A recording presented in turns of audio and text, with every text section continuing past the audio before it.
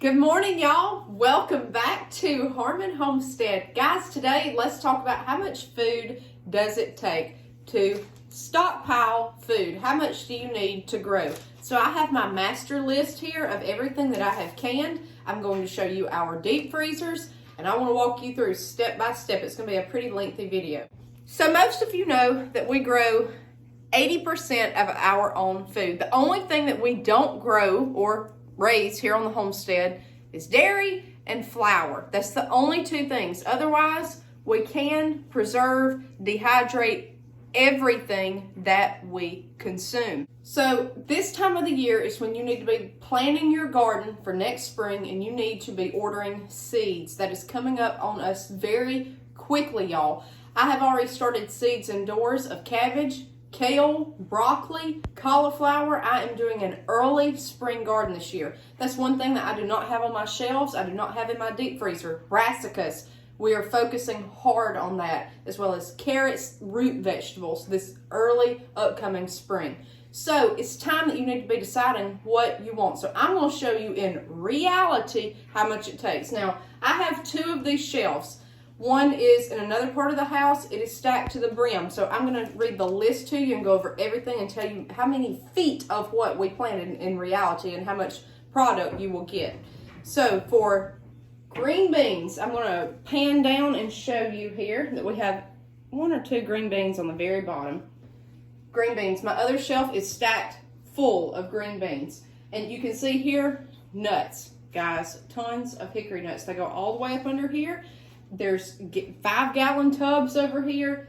Anything you can get on your homestead that's foraging, that's just making use of what's free. So for green beans, I planted 130 feet total, okay? Total. Now that was in succession harvest with all of that, but that was total 130 feet. Now mind you, I have a 10 by 20 raised bed and a 20 by 30. So when I'm doing 3 rows of green beans that's 30 feet long, that's 90 feet right there. So it doesn't need to be that big of a space. You can just cram a lot in raised beds, okay? So I got 46 quarts, 7 pints, and we ate fresh. A lot of this, guys, we ate fresh while it was coming in. Pumpkin the year before, I only had a few pumpkin plants. I did Cherokee Bush.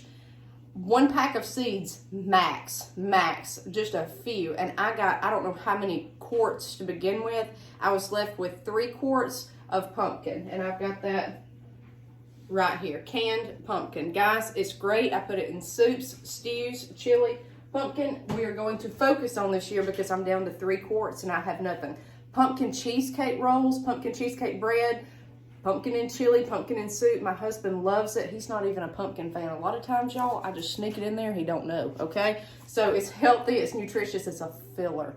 It's great to have. So this year, we're swapping up our garden. That's why I'm telling you guys, check now. Look now. Listen to my advice now while you're ordering seeds. You may not need to plant the exact same thing next year. I am not. We are focusing on corn as always, but I'm going to do dent corn this year. Dent corn with sweet corn. Those have to be planted very, very far apart to not cross-pollinate by wind. Dent corn, green beans as usual. We tear through those. Pumpkin, squash, zucchini, and some tomatoes. Because I've told you before, I had such a pepper harvest this year. We're not focusing on that. So I'm switching everything up completely. And it's great to rotate your crops and your soil. It does not hurt, okay? If you plant the same thing in the same area over and over and over, it will deplete the soil of nutrients. So you need to think about this now. Potatoes. Now I ended up with 99 quarts. Those were given to me, so I really can't say.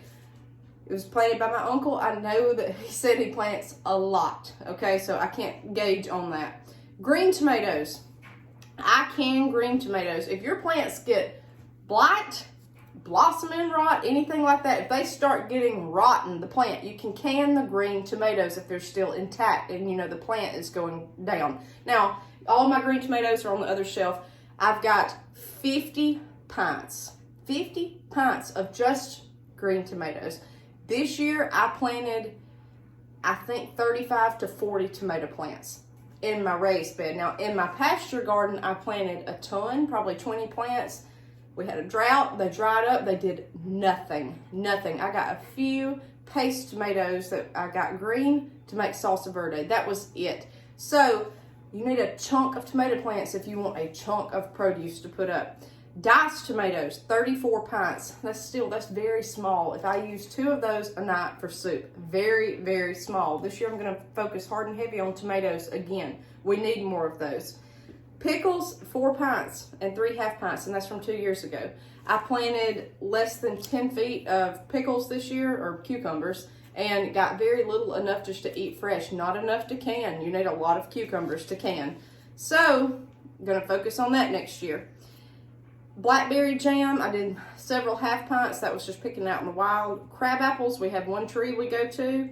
At one point I had 40 pints, didn't have a crab apple this year. So, 14 pints are left and 26 half pints from 2 years ago.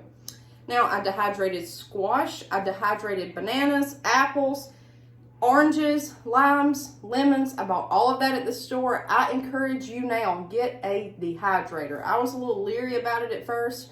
And in fact, today it's cold outside. A dehydrator is great to run when it's cold. It throws off humidity in the air. It raises the temp a little bit. It's kind of like a dryer. If you hear one in the background here, it's so cold today. So it helps warm your house up. It's great to do in the wintertime, and this stuff is shelf stable. Now what I will be doing is doing pasta. So I've got an abundance of eggs. We're gonna use those and flour, mix it up together, dehydrate it. It's shelf stable. So if I want pasta, instead of a box of pasta on the shelf, just come grab my dehydrated pasta. I've done a video on that, how to make it. It's egg, flour, and olive oil. That's it. Go check out that video, how to make dehydrated pasta. That, guys, is the easiest thing ever. Okay. I've got dehydrated pineapple. Cayenne, I did red pepper flakes. I've got those everywhere. I did pepper sauce. I'm not planting cayenne pepper this year. I had so many. I might plant 1 or 2 bushes. That's it. It takes forever to get this stuff to germinate. I've got a heat mat. You need to get a heat mat now. That's the only way to do it, but I have so much of it. I do not need cayenne pepper this year. I had probably 10 to 12 plants, and you couldn't give this stuff away. You could not give the cayenne pepper away. So that was just way too much, and the peppers loved it because it was so hot last summer. All right, we've got the pepper juice, salsa verde. I've got 25 half pint jars on top of, now that's green tomatoes in with that. So 25 half pints, 50 pints of green tomatoes, and 34 pints of diced tomatoes. Then I did canned okra and tomatoes, like a Cajun mix to throw over rice. With these 35 to 40 plants, that's still putting out a good bit, guys. And I made red salsa, 18 pints. So I've got a ton of tomato stuff, but we go through it so quick. If you can see on the bottom here, and I'll try to get a number, all that is my tomatoes and okra, and it goes all the way back. But it goes quick, okay? It goes very quick. And I did 3 pints of dilled green tomatoes. I believe those are, they're somewhere in here. These are the canned green tomatoes, guys. There's nothing to it. There's nothing to it. You water bath it, there's nothing to it. I put lemon juice in mine. Okay, corn. I did 4 pints. Well, no, 6, but I'm down to 4. This isn't active, like I change it every time we use it. So, I did canned corn. I would not recommend it. I'm going to show you our deep freezers. I freeze my corn. I just want to say that I was able to can corn. I tried once before. It exploded in my Presto canner. So, I have a Presto and a Nesco. 2 electric canners. If you don't know what you're doing, get an electric canner. You'll be able to can. I promise you, I still don't know how to pressure can on a stove. I've got pressure canners, but I've got a glass stove that is very old, and I wouldn't trust hardly even putting the pot on it. So, all right, so we did the corn. Tomatoes and okra, I got 14 quarts. So, or that's what we're down to. I had 16 total. So you're looking at 35 to 40 tomato plants for 16 quarts of tomato and okra, 25 half pints of salsa verde, 18 pints of red salsa, 34 pints of diced tomatoes, and 50 of green tomatoes. That's a lot of tomato products, and we ate tomatoes fresh every day, but it's still not enough to hold us through winter. It's not. So, tomatoes are going to be a heavy hitter next year. Sweet pickle relish, I was able to get 8 half pints just off of barely 10 feet of pickles. That's it. Pickle peppers, 9 pints. These are mine. Some are my parents. They grew banana peppers this year. Isn't that beautiful? I just had an overabundance of peppers. An overabundance. I didn't see needing any more than 9 pints at the time. Okay, cowboy candy. Jalapeno peppers. 17 half pints. Guys, I've never seen so many jalapenos in my life. I planted probably 10 plants, 10 give or take, in the 20 by 30 raised bed. And those in the cayenne just did ridiculously well. I'm not planting that many this year. And I also did jalapeno poppers, probably 20 bags of pre-breaded frozen jalapeno poppers. It's a lot, a lot, a lot. Jalapeno jelly, I did 31 half pints. Now, we went through it a good bit, but guys, like that is so much jalapeno jelly. I am incorporating, if you'll notice, sweet things on this shelf. I think it's great to have a variety such as potatoes, carbs, jam, jelly, something sweet. It is adding versatility to your pantry. You need that. You desperately need that if you're going to preserve your own food. All right, we did pickled okra, 8 pints. I probably put up 40 bags of pre-breaded okra. I had 20, probably 30 feet of okra this year. We grow the Clemson spineless. You can seed save off of that easily. Now this year I'm going to try a different okra. The only problem with Clemson spineless, it does great in the heat down here in Alabama. It does wonderful. There's no need to even plant that until May. Down here, there's none, because it just sits there and it's stunted in April. There's no point. Okra has to go in the ground when it heats up, kind of like peppers. Also, it gets hard pretty quick. They talk about spineless and all, or if it gets tough and woody. Clemson spineless okra gets tough pretty quick. So, and you have to pick it just about every day. It's aggressive. So I'm gonna try a different kind this year, just to say I did. But it does not take much okra to have okra on the shelf. And again, I used that with 14 quarts of tomatoes and okra. So you can see I'm putting this food in multiple recipes, multiple locations. We ate this stuff fresh, a lot. Cranberry jelly, I didn't grow that. That was cranberry juice, 10 half pints. Cherry Kool-Aid jelly, got a packet of Kool-Aid, 8 half pints, nothing to it. Black cherry Kool-Aid, 3 half pints. Apple butter, I didn't grow these apples. It made 6 half pints. That to me, it's very expensive to make apple butter because apples are so expensive. I got them on sale, but it just, I don't know if that was worth it or not. It was great though. Muscadine jam. I did not grow any of this. Again, my uncle did. I ended up, we had 15 gallons of muscadines, 52 pints and 17 half pints. That will hold us through the next 2 years easily, easily. But I've got a ton of it here. I needed a way to preserve muscadines, so I did. Okay, so as far as that's what's on these shelves. Again, I've got the dehydrated fruit. I've even got dehydrated rose petals. I did not put these in the dehydrator. I just let them sit out on the shelf and dry. There is so much versatile items on this shelf.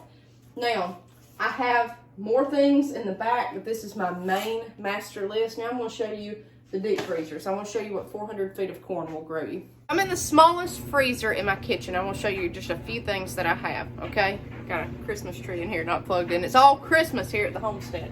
Okay, so number one, the first thing that I have corn cobs. This winter, I'm going to make corn cob jelly. That's the corn cobs that I use to cut the corn off to can, just like loose corn in the canner. So I saved all my cobs to do that. You can do corn cob jelly. It tastes like honey. It's delicious. Gives you something to can in the wintertime.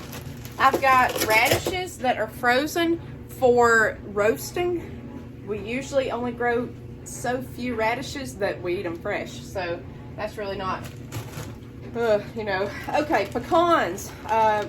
Dear friend of mine brought me a whole box of pecans to church. I used a ton of those for Thanksgiving. We've only been through half the box that he brought. We're going to use these throughout the next month or so. So I'm not doing Mylar bags or anything like that. But that's pecans. I think it's great to have nuts in your diet. I really, really do, guys. They're high fat. They're a great salad supplement. They're a great snack. It's just great to have nuts, okay? You can put them in the freezer. I have turnip greens up here, and let me show you something that I've been working on. I didn't get very far with it. Acorns. Now, I've got a whole box full. These come off a water oak tree. They're little acorns. It takes nothing to peel these. I just hit them with a little piece of wood in the shell. You just peel it off. These are, you cannot eat these without boiling the toxins out of these called tannins, but you can make flour out of this. So I've got a whole basket that I need to be working on. They're poisonous, they say, if you do not boil these and get these right. But I'm going to make acorn flour. I've never done that before. I just got into it with all these nuts. I've got hickory nuts up here. That's some hickory nuts that, you know how long it took that? A long time, guys. So all these nuts are starting to use freezer space. Now I did make hickory nut shortbread cookies. Here's the dough. Put it in the freezer, what you don't want. This is how you run a homestead, guys. You have stuff piled up everywhere as far as food, and you use what you have. The only thing that I've shown you that I did not grow myself was the pecans, then the flour for this dough. Nothing. Let me show you this really quick. Apple scraps. I use this from my apple butter, okay? I'm saving that to make apple scrap jelly this wintertime. I've got 3 bags up here. That's what we're going to use. It's got a little freezer burn to it. It's fine enough to make jelly, okay? It's been in the freezer a couple months. But a lot of people start this kind of stuff to do vinegar. We've got this kind of stuff everywhere. It saves every little piece of everything. That's how you become sustainable, okay? So just a little tidbit there. A couple of bags of these on hand at all time. This is my pre-breaded okra. 9/8/23 okra will go all the way up until frost. It just gets so tall and so woody that you really just don't want to fool with it anymore. It'll start falling over. It's so tall. But this, I just roll it around in half flour, half cornmeal, sometimes just straight flour, no egg, no pre-battering. Just roll it in there after you cut it and put it in the freezer. I keep some of these up here at the house on hand at all times. So we've got a few more things back there. I think a bag or 2 of squash. Now I'm going to show you our chest freezer. Guys, forgive me for the sound in my utility room here. I've got the washer running and the dryer, but I'm going to show you this chest freezer. So I'm going to pan down. Now, sitting on top of my chest freezer is my Presto dehydrator. I dehydrated cranberries in this. Now, I'm going to tell you, that was the one fruit I was not impressed with. I just put them in here. I've chopped them, made a slit in it so they would shrivel after I went through the whole trouble of putting them on here, and I did not make the slit in them. So they were just pure wet cranberries 12 hours later. So I said, something's not right. We went back through it.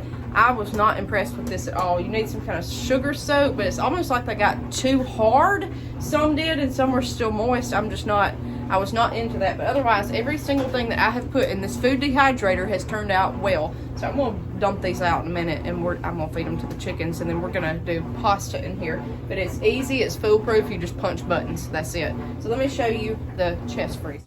Alright guys, this is several years old. My parents got this for me years ago before I even got married, and I have enjoyed it ever since. It started out just as a meat chest freezer, and then now it has turned into the corn cabinet. This, if I can get you a little bit closer, this holds nothing but corn. Now, I've got a few things of squash, shredded zucchini for zucchini bread, but otherwise the whole freezer, and this is that's sitting on the floor down there, it's huge, it's full of sweet corn. This is our peaches and cream corn. So to preserve peaches and cream corn, what we do is that morning that we pick this, we come inside, we shuck it, we cut it, just the ends or any bad spots off. We boil it for 3 minutes, we ice bath it for 3 minutes, and it goes straight in the freezer. It's the best sweet corn you'll ever have as far as preserving it that way. This year we're doing dent corn. It will not be preserved this way. Okay, so huge difference there. But that is from this whole chest freezer, 400 feet, give or take, probably less, of sweet corn. Got a lot. Now I'm going to show you the last deep freezer. Last but not least, our upright deep freezer. So in here is huge, guys. We have, these are our frozen water bottles for the chickens in the summer. I have pre-made biscuits. I make biscuits all the time. Got tons of those that I've just pre-made. Got squash galore. Several squash plants will fill up a deep freezer. Over here, we've got more corn. Cut corn, here's squash, more pre-breaded okra, sacks and sacks full of corn and okra. Got a turkey, more okra, blackberries that we picked this summer. We've got some crappie, turkeys that we got on sale. We've got neck bones. We've got, and guys, the main thing, we're running out of deer meat this year, but we have backstrap galore. Tons of backstrap, more okra. Hot dogs I got on sale. And then we start getting into the shredded zucchini and squash, and that's what the whole top part is. Just a couple of plants and a raised bed will get you that much. We don't use it all the time, but we use it a pretty good bit. More okra, again, 30 feet, and you've got more than you'll ever need. More deer backstrap. We've got some cube steak from the processor, and then corn. So, guys, our freezer down here is actually looking a little low, but we've still got some meat. So that's how we preserve food here at this homestead. I'm gonna pan out and show you our raised beds and how much food you can actually grow. Here's our turnip greens. And by the way, for anybody watching me, I talked about planting by the signs, harvesting by the signs. I harvested these turnip greens right here while the moon was waxing. You can barely even tell that I have harvested those. Now we've had a lot of rain, that helps, but if you guys can see that little patch right here, I mean, it's great. Chickens ate my kale. It's trying to come back. It's like kudzu. You can't get rid of it. But this right here, 20 by 30, okay? And then that over there is our 10 by 20 raised bed. That much food come out of this, except our corn only and pumpkins come from our pasture garden. You can grow food in a raised bed. That's what I'm trying to tell you. So it's a backyard garden. That much food can be preserved. You've just got to put forth a lot of effort, okay? You've got to learn what you're doing and know what you're doing. But just go after it. It can't hurt, okay? It cannot hurt, and our grocery bill is low because of this. And you got to enjoy it. That's the main thing. All right, guys, follow along. We'll see you next time on Harmon Homestead.